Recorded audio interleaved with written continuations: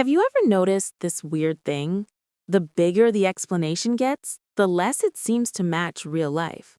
Someone explains why a country did something, why an economy had to change, why a city was transformed.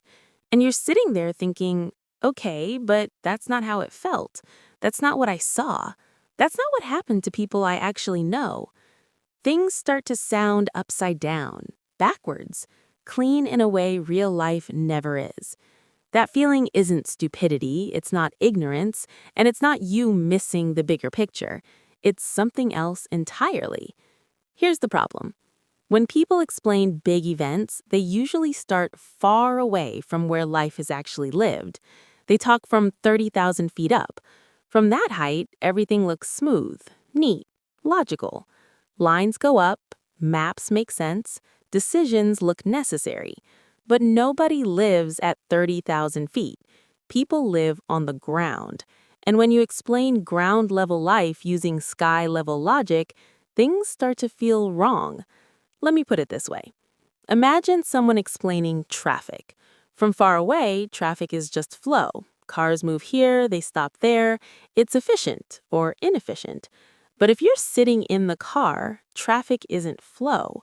It's a missed birthday, a late paycheck, a kid crying in the back seat, a job you're about to lose because you're always late.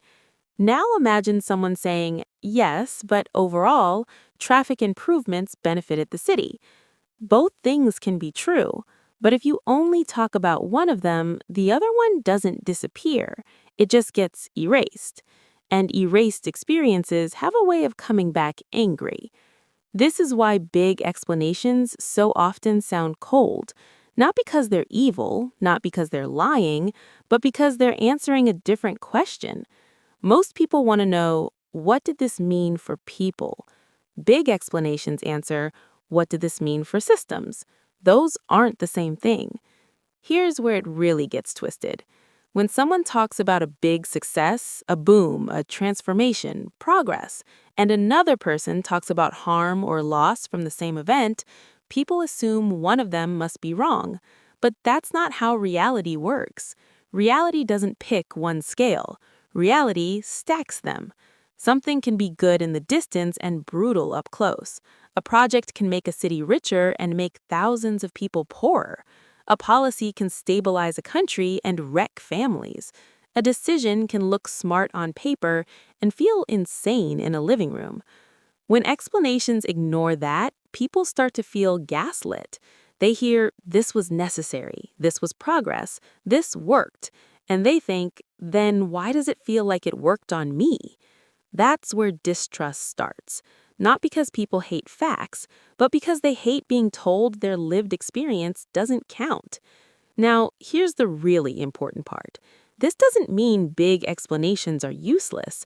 They're essential.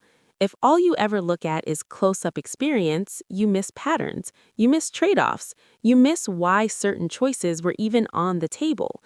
But the mistake we keep making over and over is pretending one kind of explanation cancels out the other. It doesn't.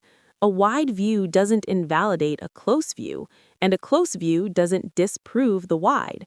They're answering different questions. The problem comes when people quietly switch questions without saying so. They start by explaining why something happened and end by explaining why people shouldn't feel the way they do about it. That's the bait and switch. That's when explanations start feeling backwards. Because now the explanation isn't about understanding anymore, it's about justification. And once people sense that, they stop listening.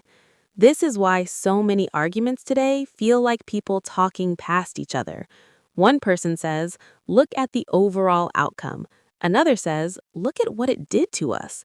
They're not disagreeing on facts. They're disagreeing on where to stand. One is looking from above, the other is standing in the wreckage. Both perspectives are real, but only one of them usually gets the microphone. And here's the quiet truth nobody likes to say out loud. When explanations feel smart but emotionally wrong, it's usually because they've been scrubbed of friction. Real life has friction, trade-offs, winners, and losers. Clean stories feel comforting, especially to people far from the cost, but they never stay convincing forever. Eventually, someone asks the forbidden question, okay, but who paid for this? And once that question enters the room, explanations have to grow up. So if you've ever listened to someone explain the world and thought, this makes sense, but it doesn't feel true, that's not a failure of intelligence. It's your brain noticing a missing layer. The fix isn't to reject big explanations, it's to stop letting them pretend they're the only ones that matter. Understanding starts when we're honest about distance, where we're standing, what we can see, and what disappears when we zoom out. That's when explanations stop feeling backwards. And that's when history and the present start making sense again.